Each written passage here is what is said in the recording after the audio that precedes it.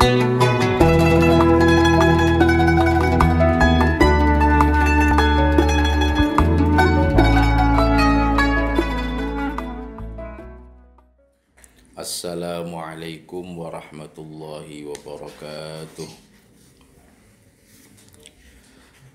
Bismillahirrahmanirrahim. Alhamdulillahi rabbil alamin. Wassalatu wassalamu ala asyrafil anbiya'i wal mursalin, Sayyidina wa maulana Muhammad wa ala alihi wa sahbihi ajma'in, wa ba'd.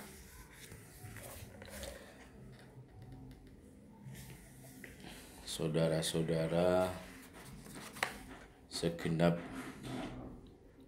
karyawan karyawati KS PPS Arta Bahana Syariah yang berbahagia,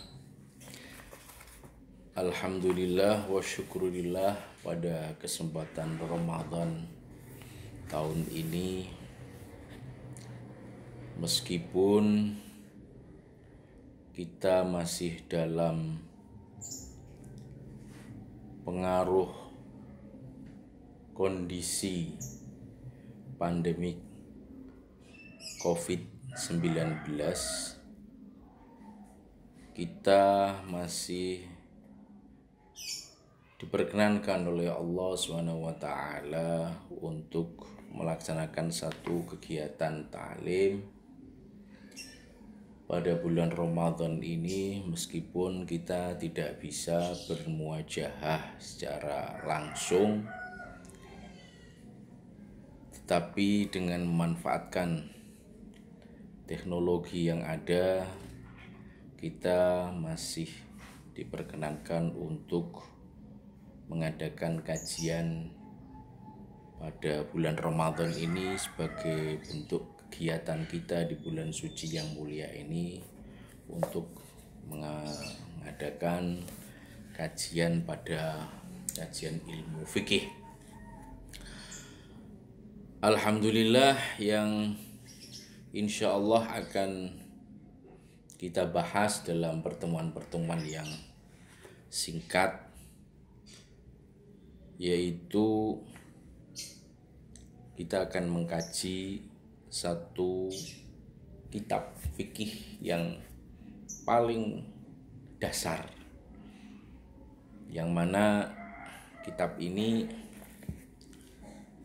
diajarkan di pesantren-pesantren sebagai dasar dari ajaran ilmu fikih, khususnya dalam lingkup mazhab Syafi'i.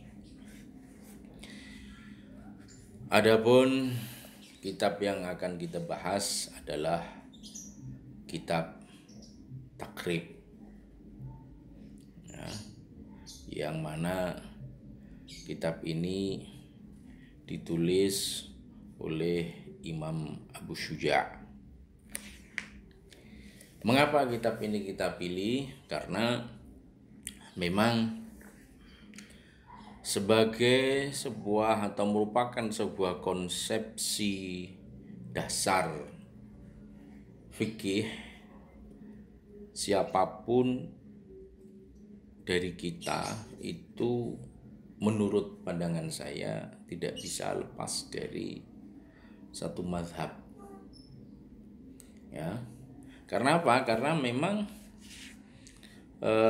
dengan kita mempelajari satu mazhab tertentu, maka kita akan mengambil satu metodologi, suatu konsep dan metodologi dalam ilmu fikih ini yang sesuai dengan kaidah-kaidah, dan kita tidak terperangkap dalam pengambilan atau menganut kaul-kaul yang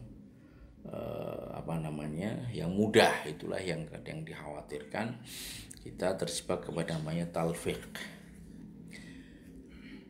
Kitab ini ditulis oleh Al-Qadhi Abu Syuja' Ahmad ibn Al-Husain ibn Ahmad Al-Asfahani rahimahullah. Dan untuk itu maka marilah kita awali kajian-kajian Ramadan kita dengan tidak lupa kita mengawali dengan umul kitab, membaca surat Al-Fatihah. Semoga dengan bacaan umul kitab Allah berkenan membukakan kepada kita hamparan ilmu dan samudera pengetahuan khususnya dalam bidang agama, dan kita mendapatkan bimbingan dari Allah SWT untuk bisa mengamalkan ilmu kita. Amin. Dengan niatan itu, dan tidak lupa kita hadiahkan kepada junjungan kita Nabi Agung Muhammad SAW, juga segenap para utusan-utusan Allah, para anbiya, mursalin, musyhida, sholihin, dan para ulama dan para aulia il-arifin, dan bil khusus muallifu hadzal kitab Al-Qadhi Abu Syuja' Ahmad bin Al-Husain bin Ahmad Al-Asfahani. Dan tidak lupa kepada segenap guru-guru kita yang telah mengajarkan kita, membimbing kita, dan kita mampu untuk mengkaji ilmu agama kita. Ala hadhin wa kulli niyatin salihah. Al-Fatihah.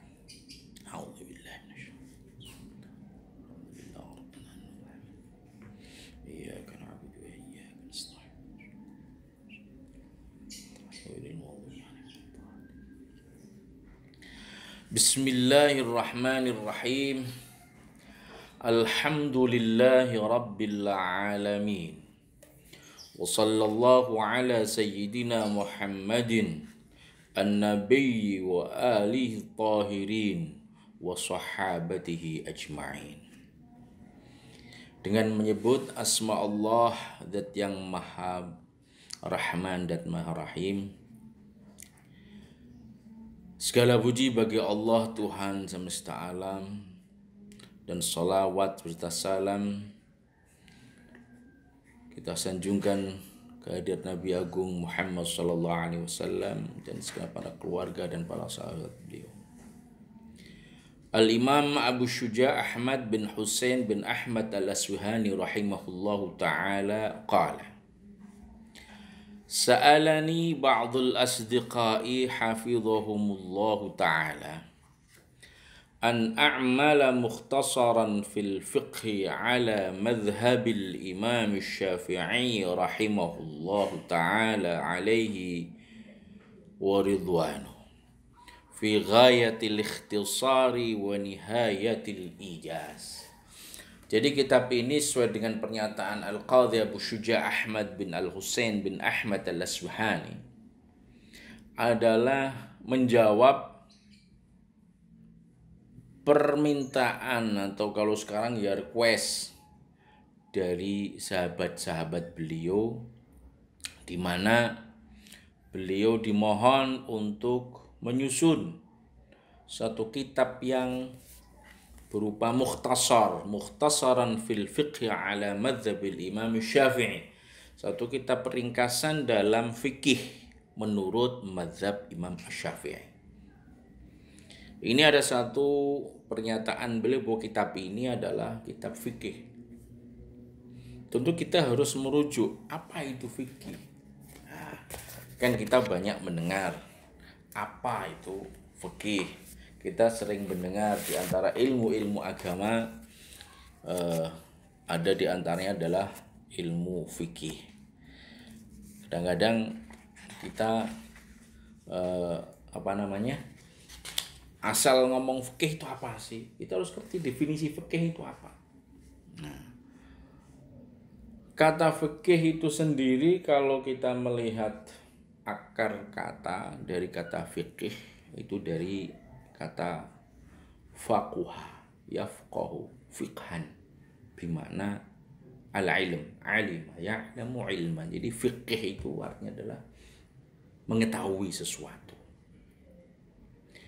Dalam Al-Quran disebutkan may yuridillahu bi khairan yufaqihu fid-din. Nah, di sini ada kata faqaha yufaqihu, menjadikannya tahu. Orang yang dikehendaki Allah untuk mendapatkan kebaikan, maka Allah akan memberikan satu ilmu, pengetahuan dalam agama. Itu kata fikih.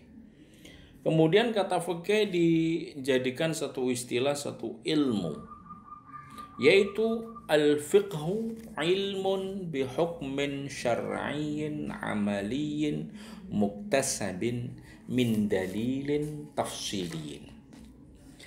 Ya, jadi fikih itu adalah al-ilmu atau ilmun bi hukmin syar'iyyin. Ilmun bi hukmin syar'iyyin, mengetahui hukum syara'. Yang mana hukum syara' ini amaliyin, bersifat praktis, praktek, terapan. Muktasabin, yang mana ini disimpulkan, diambil, ya, didapatkan bersumber dari min dalilin tafsiliyin. Nah, jadi fikih itu satu rumusan ilmu khusus tentang hukum syara', yang mana hukum syara' ini berupa sudah model terapan bisa dipraktekkan secara jelas, yang mana bersumber dari dalil-dalil yang bersifat tafsili. Tafsili itu terperinci. Jadi begini, ketika Allah menjelaskan tentang wudhu, dalam satu ayat Allah mengatakan bahwa dalam berwudu dengan membasuh wajah, dengan membasuh tangan, waghsilu wujuhakum wa aydikum wamsahu bi ru'usikum, itu secara secara ijmali, secara global, tidak dijelaskan secara detail. Ketika Allah menjelaskan tentang sholat, Allah mengatakan dalam Al-Quran, aqimis sholata liduluki syamsi ila ghasaqil laili wa qur'an al-fajr. Aqimis sholata liduluki syamsi ila ghasaqil laili wa qur'an al-fajr. Apa maksudnya? Dirikanlah sholat liduluki syams. Pertama, ketika matahari tergelincir, ila ghasaqil lail. Padahal kita tahu sholat ada 5 waktu. Bagaimana kita bisa mempraktekkan sholat 5 waktu itu secara detail? Waktunya dimulai dari saat apa, ditandai dengan apa? Ini ditentukan oleh ilmu fikih. Jadi di sini kalau yang mengatakan kita langsung ngambil dari Al-Quran itu ya repot, nggak bisa. Ya di sini para ulama dengan metodologi, baik metodologi dalam usul fikih, ini kitab usul fikih, dan merumuskan dalil-dalil syar'i itu dirumuskan dalam bentuk praktis, diamalkan. Sholat itu kalau duhur diawali dari mulai tergelincirnya matahari sampai waktu tertentu, yaitu bayang-bayang sesuatu itu sama dengan sesuatu tersebut. Dari mana? Dari kesimpulan, kumpulan semua dalil-dalil tentang sholat. Ya, tentang waktu sholat ada hadis-hadis dipadukan dan seterusnya, maka jadilah rumusan fikih. Itulah yang disebut adalah fiqhun, adalah ilmun bihukmin syar'iyyin, yang mana ini muktasab. Muktasab maksudnya adalah hasil dari sebuah ijtihad. Jadi ijtihad itu adalah apa? Suatu rumusan kesimpulan oleh seorang mujtahid. Di sini kita lihat dari Imam Syafi'i dengan merumuskan sebagai bentuk panduan praktis, yaitu muktas amaliyin, bisa dipraktekkan, yang mana muktasabin min dalilin syar'i. Itulah fikih. Di sini Imam Abu Syuja' dalam kitab Takrib ini, Matan Al-Ghayah wa Takrib ini, beliau mengatakan bahwa an a'mala mukhtasaran fil fiqhi ala madhabil Imam Syafi'i, untuk membuat satu kitab ringkasan dalam fikih menurut mazhab Imam Syafi'i. Setelah fikih itu dirumuskan, maka dikelompokkan bahasan-bahasannya. kita tentu tahu, mulai yang pertama ada namanya fikih ibadah, hanya fikul ibadah. Ibadah yang mulai dari sholat, kemudian zakat, ada puasa, kemudian haji. Ini yang disebut fiqhul al-ibadah. Lah untuk sholat belum bisa sempurna sholatnya kecuali diawali dengan bersuci terlebih dahulu. Makanya sebelum membahas tentang sholat, dalam kitab fikih itu selalu ada bahasan tentang toharah, nah, bersuci. Nah, kemudian yang namanya fiqhul muamalat. Nah, ini sangat penting terutama bagi kita yang di KSPP Sarta Bahana ya, sudah mencanangkan sebagai koperasi simpan pinjam dan pembiayaan syariah. Tentu sebetulnya ya semua karyawan mulai jajaran manajer, GM-nya Bu Umi, Pak Hadi yang sebagai bagian personalianya itu, HRD-nya, sampai kepada yang di depan itu, di front line-nya itu harus ngerti yang namanya fikih muamalah ini. Makanya yang kedua setelah fiqhul ibadah ada namanya fiqhul muamalat. Setelah muamalat, nah, baru al-ahwal asy-syakhsiyah. Jadi begitu. Ahwal syakhsiyah yaitu fiqhul munakahat, pernikahan. Nah, jadi urutannya begini. Pertama harus ngerti tata aturan ibadah. Setelah ngerti tata aturan ibadah, ngerti muamalah tentang jual beli, bekerja, wes ngerti sholat, ya, ngerti puasa, ngerti toharoh, kapan bersuci, kapan suci, kapan haidnya, tata cara ketika datang bulan atau haid, baru muamalah dulu, bekerja sih. Ini logika fikih harus kita pakai. Nah, wis ngerti mergawe kerja, baru apa? Fiqhul munakahat. Ya, baru nikah cucu kawin sik. Kawin durung iso salat, durung iso kawin dhisik-dhisikno.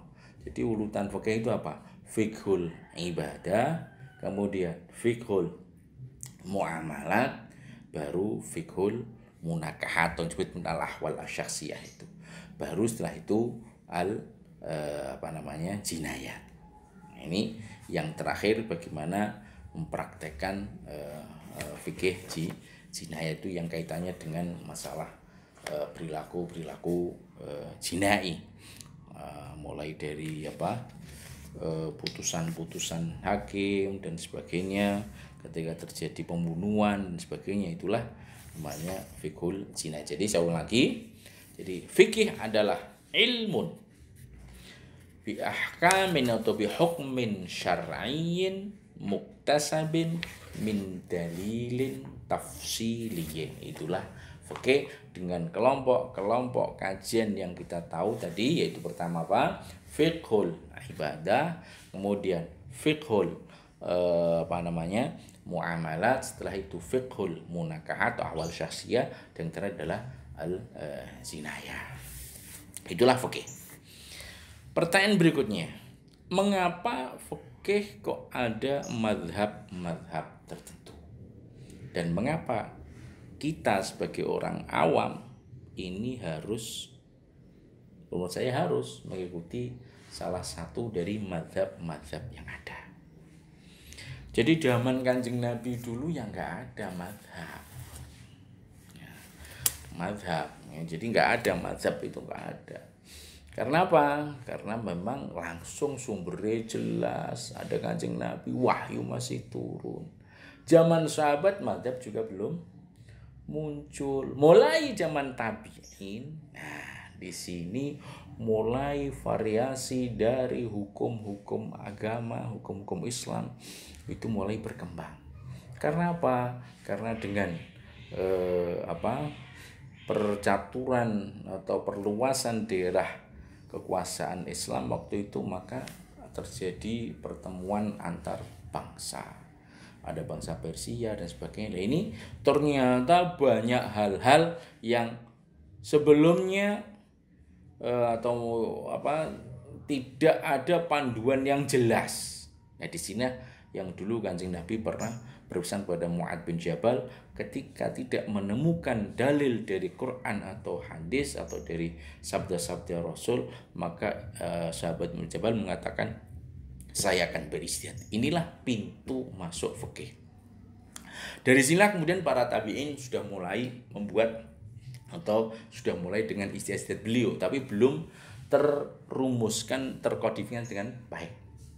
Sampai masa berikutnya itu masa ulama mazhab. Di situ pertama ada Imam Hanafi, ada Imam Syafi'i, Imam Hanafi, ada Imam Malik, kemudian Imam Syafi'i, dan terakhir adalah Imam Ahmad bin Hanbal. Jadi pertama kali adalah Imam Abu Hanifah, yaitu di Kufah.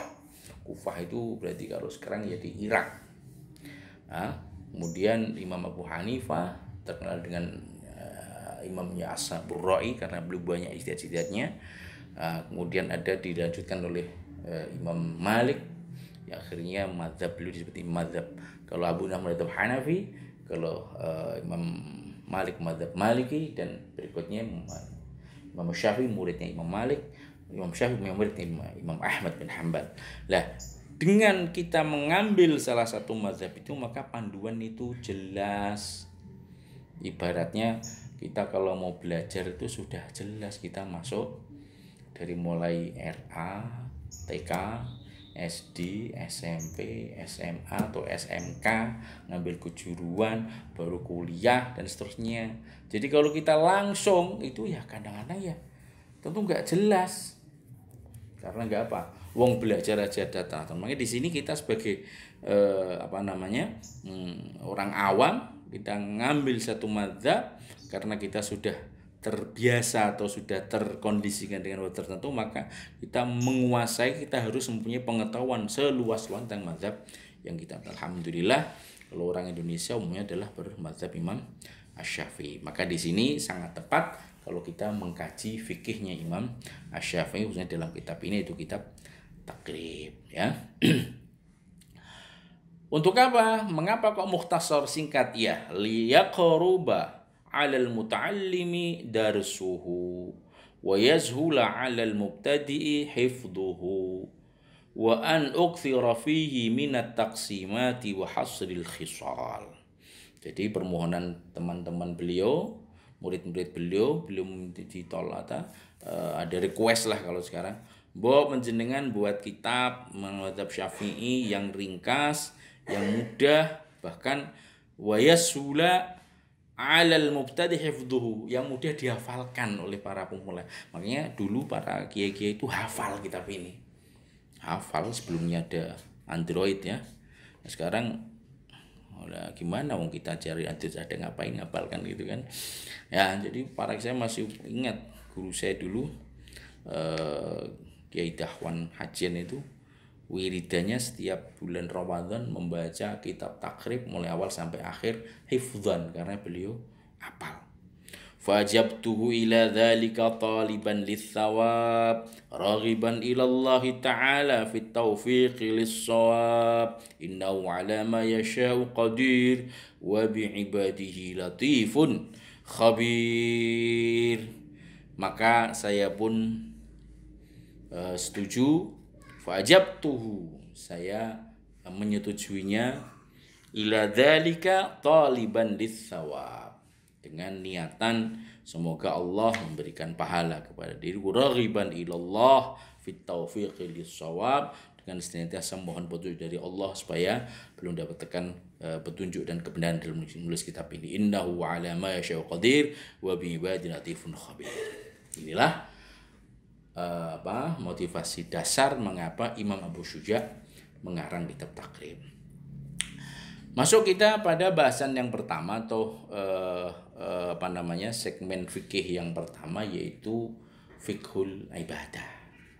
Fiqhul ibadah tentu sesuai dengan bunyal Islamu ala khamsin Pertama adalah agama Islam didirikan atas dasar 5 rukun, yaitu pertama adalah syahadat, salat, kemudian siyam, zakat, wa hajjul baiti liman istata'a sabila. Jadi itu syahadat ini sudah terbahas dalam kitab tauhid, maka masuk dalam fikih adalah karena ibadah amaliyah adalah, maka di sini maksudnya adalah salat. Lah salat, kalau ada kaidah usul fikih mengatakan ma la yatimul wajib illa bihi fahuwa wajib.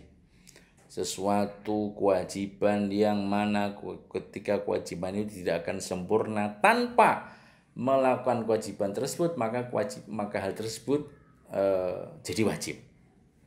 Ini apa contohnya? Wudu. Sholat hukumnya wajib. Wudu sebenarnya nggak wajib. Tapi sholat itu bisa sah, syaratnya harus suci dari hadas kecil maupun hadas besar.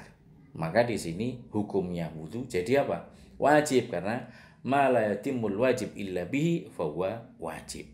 Sesuatu yang wajib tidak bisa sempurna kecuali dengannya, maka sesuatu tersebut juga ikut wajib. Maka sebelum masuk pada bahasan sholat dan Imam Syafi'i dalam Imam dan kita fikih ini dalam takrib ini membahas yang pertama adalah kitabut thaharah. Kitab bahasan tentang bersuci. Bersuci tentu menggunakan apa, kan gitu kan? Bersuci itu menggunakan apa lain? Makanya beliau membahas pertama adalah al-miyahul lati yajuzu biha tadhiru sab'u miyahin. Bersuci menggunakan air. Itu yang prinsip. Jadi di sini bagaimana pentingnya air. Meskipun nanti ada bersuci dengan menggunakan debu, namanya tayamum ketika tidak ada air. Maka beliau membahas pertama adalah al-miyahul lati yajuzu biha tadhiru sab'u miyahin. Air yang bisa dipakai untuk bersuci ada 7 macam air. Yang pertama ma'us samai, air hujan, wa ma'ul bahri, air laut, wa ma'un nahri, air sungai, wa ma'ul bi'ri, air sumur, wa ma'ul aini, air sumberan, wa ma'us salji, air salju, wa ma'ul baradi, dan air barat. Nah, jadi ada pertama ma'us sama, adalah air yang turun dari langit. Maksudnya apa? Air hujan. Dan hujan, waswira hujan, terus kebetulan pengen atau punya junub, wah sisan ngene talang adus ya sah. Karena ini termasuk air yang bisa dipakai untuk bersuci. Wa ma'ul bahri, dan air laut, ya. Air laut. Jadi di laut terus wudu ya bisa. Wa ma'un nahri, air sungai. Wa ma'ul bi'ri, air sumur. Wa ma'ul aini, dan air sumberan. Di sini sumur dengan sumberan dibedakan. Karena kalau definisi sumur itu ya sumur goaan itu, kalau dulu zaman kita kecil orang menggali sumur, menggali tanah, terus dalamnya ada air. Kalau ma'ul ain itu air yang nyumber. Kalau di gunung-gunung biasanya keluar sumber air, nah itu ma'ul ain namanya. Ma'us salji, ini adalah air dari es, salju. Jadi kata salju itu dari bahasa Arab as-salju. Asal pakai sa, ya. Tapi kalau dalam bahasa Indonesia salju, snow, ya snow ya. Kalau salju, snowman itu manusia, salju. Wa ma'ul baradi. Jadi kalau di di kutub mau wudu, di kutub nggak ada air sumberan, nggak ada. Caranya bagaimana? Ya pakai es. Tapi aku ratuan yang kutub ya. Mungkin esnya dipanasi sik dadi banyu. Umaul baradi, menggunakan barat. Barat itu apa? Barat itu adalah hujan es. Bedanya kalau mau sama kan sing jatuh itu air, kalau barat itu adalah air yang mana turunnya berupa gumpalan es meskipun kecil-kecil, itu dikumpulkan akhirnya menjadi itu namanya maul. Inilah 7 macam air yang bisa dipakai untuk bersuci. Kemudian yang lain itu ada nggak? Kira-kira air apa kira-kira? Ya, yang selain itu ya nggak bisa gitu. Tsummal miyahu ala arba'ati aqsam. Tahirun mutahhirun ghairu makruhin. Yang pertama. Yang kedua, wa tahirun mutahhirun makruhun. Yang kedua. Yang ketiga, wa tahirun ghairu mutahhir. Yang ketiga. Dan yang keempat, wal mutaghayyiru. Wah, itu yang keempat adalah wa ma'un najisun. Wa ma'un najisun, dan air najis. Jadi macam-macam air yang dari 4 sumbernya tadi, dari 7 macam sumbernya, baik itu laut, sungai maupun air hujan. Itu yang pertama, tahirun mutahhirun ghairu makruhin. Airnya suci, mutahhirun sekaligus mensucikan, ghairu makruhin, tidak makruh dalam penggunaannya. Jadi ini yang paling tinggi. Airnya suci, mensucikan, dan tidak makruh. Inilah yang disebut sebagai wahwa al-ma'ul mutlaqu. Air mutlak, air yang disebut sebagai air. Maksudnya air itu apa? Hanya namanya itu nama dari tempatnya. Kalau dia di sungai namanya air sungai, di laut namanya air laut, itu namanya air mutlak. Wa tahirun mutahhirun makruhun. Tahir mutahhir tapi makruhun. Makruh itu enggak baik kalau digunakan, yaitu al-ma'ul musyammas. Air yang terpapar sinar matahari yang panas sekali. Itu namanya ma'ul musyammas, dari kata syamsun, itu matahari. Kalau musyammas itu dipanasi dengan matahari sampai keselomot kalau dipakai. Ini enggak pernah bayangkan saya dulu, masa sampai air musyammas enggak boleh dipakai. Itu saya enggak bayangkan karena saya hidup di Indonesia, suhunya air terpapar sinar matahari paling hanya anget-anget gitu aja. Ya. Kalau dipakai untuk apa? Bagus ini cewek itu ya paling ya malah gatel-gatel hilang gitu kan. Ono sing rada gudiken sithik cah pondok biasanya gudiken ini kok enak malah. Tapi ketika saya sudah di Saudi sana, di Medina, musim panas, Masya Allah, saya pernah main ke rumah teman saya itu. Dia punya tandon air itu di atas rumahnya itu. Terpapar sinar matahari di Medina yang panasnya mendekati 50 derajat Celcius. Saya itu waktu itu mampir ke rumahnya, kebetulan ke kamar kecil. Ya mohon maaf, buang air kecil sama air besar. Saya tidak memanfaatkan air yang di tandon di WC-nya itu, langsung sambil dari keran. Masya Allah, jingkat saya itu, hampir aja keselomot saya. Panasnya ketika saya corkan itu keluar apa? Uap airnya itu. Jadi memang betul-betul ini ma'un tahirun mutahhirun tapi makruh. Makruh itu enggak baik kalau digunakan karena bisa keselomot, bisa apa? Bisa membakar permukaan kulit. Yang berikutnya, yang ketiga, kan ada 4 tadi, adalah wa tahirun ghairu mutahhir. Air suci tapi tidak bisa mensucikan. Yaitu apa? Wa huwal ma'ul musta'malu wal mutaghayyiru bima khalatahu minat tahirat. Yaitu air yang sudah dipakai. Bar wudu ning kerane ditadongi, eman-eman ben ora mbuak. Iki jenenge banyu mustakmal, wis dienggo sesuci.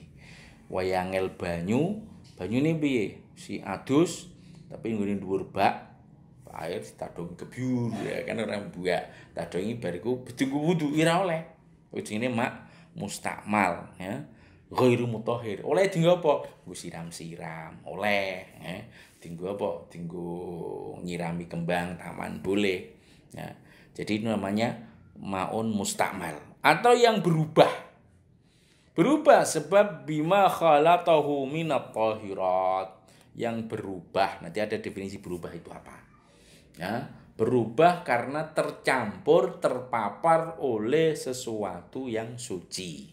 Berubah itu dengan kategori bau, dengan kategori warna, maupun apa? Rasa. Ya, mungkin nih kulah terus dijeguri minyak suci, airnya suci. Tapi karena ben wangi itu kayak minyak sak liter, akhirnya tidak berupa air mutlak lagi, jadi banyu apa? Tercampur dengan sesuatu yang suci. Ini karena baunya sudah tidak bau air lagi, sudah bau minyak atau kecampuran apa ya, minyak tanah atau apa, nggak bisa dipakai untuk bersuci. Yang terakhir namanya maun najis, yaitu air najis. Wa huwa alladzi hallat fihi najasatun wa huwa dunal qullataini au kana qullataini fataghayyara. Ya, banyu najis atau air najis itu yang bagaimana? Definisinya begini. Wa huwa alladzi hallat fihi najasatun, yang air yang kemasukan najis, sesuatu yang najis, bisa kencing, bisa kotoran manusia, darah, sebagainya. Ya. Dan air tersebut wahwa dunal kulatain, kurang dari 2 kulah. Nanti ada ukuran kulah itu seperti apa, kita bicarakan nanti itu ya. Air hanya 1 bak gitu, mau ngapain ngedusi anake. Nah, hati-hati sing di anak cilik, kadang-kadang begitu bayi dicemplungkan di bak terus pipis, iki jenenge air sedikit, tidak ada 2 kula, tercemplungi, termasuki najis, berubah dia tidak bisa suci, malah najis. Jadi wong ngedusi najis kabeh. Nah, apa ora ana wong sing roh terus gebiar-gebur, ya ndak boleh. Atau dia lebih dari 2 kula. Nah, lebih dari 1 meter kubik. Gampangannya itulah 1 kula itu, 2 kula itu. Tapi karena kejeburnya itu banyak, akhirnya berubah. Ya mbah piye, ana batang tikus, jegur jeding, kulahe gede. Tapi sak jeding mampu batang tikus kabeh, berubahlah air itu menjadi apa? Najis. Tapi kalau air mengalir di sungai, terus di sungai ada wong ngedusi sapi ini nguyah, wonge melu nguyah, sapi ini ngising, wonge melu ngising, apa ya sakali kuwi ternajis kabeh? Nah, karena kalau sungainya besar mengalir itu lebih dari 2 kulah, apalagi mari itu tidak menjadikannya jadi najis. Tapi kalau kelihatan nyiduk banyu sungai ciduk tapi ketok ampas-ampase taek iku ketok, ya najis sing ngene. Karena airnya kelihatan. Lah 2 kulah itu apa? Wal qullatani khamsumi'ati ritlin baghdadiyin takriban fil asah. 2 kulah ini ukuran zaman waktu itu ada 500 kati Baghdadi. 500 apa? Kati Baghdadi. Ini karo liter sekarang ya. Ini pensyarah mengatakan ma yusawi mi'atan wa tis'ina litran takriban. Jadi berapa kira-kira ini? 190 liter. Nah, karena nek gawe jedinge sampean piro ukurane? Atau luasnya dan tingginya ada ini 57 cm, jadi nggak sampai 1 meter. Itulah ukuran apa? 2 kulah. Ya. Jadi ini adalah bahasan yang pertama tentang air, macamnya air, dan saya kira cukup dulu untuk sesi yang pertama. Semoga ada manfaatnya. Nanti kalau ada pertanyaan-pertanyaan bisa ditanyakan lewat WA group saja. Demikian. Wallahul muwaffiq ila aqwamit thoriq. Kalau ada kesalahan saya mohon maaf. Wassalamualaikum warahmatullahi wabarakatuh.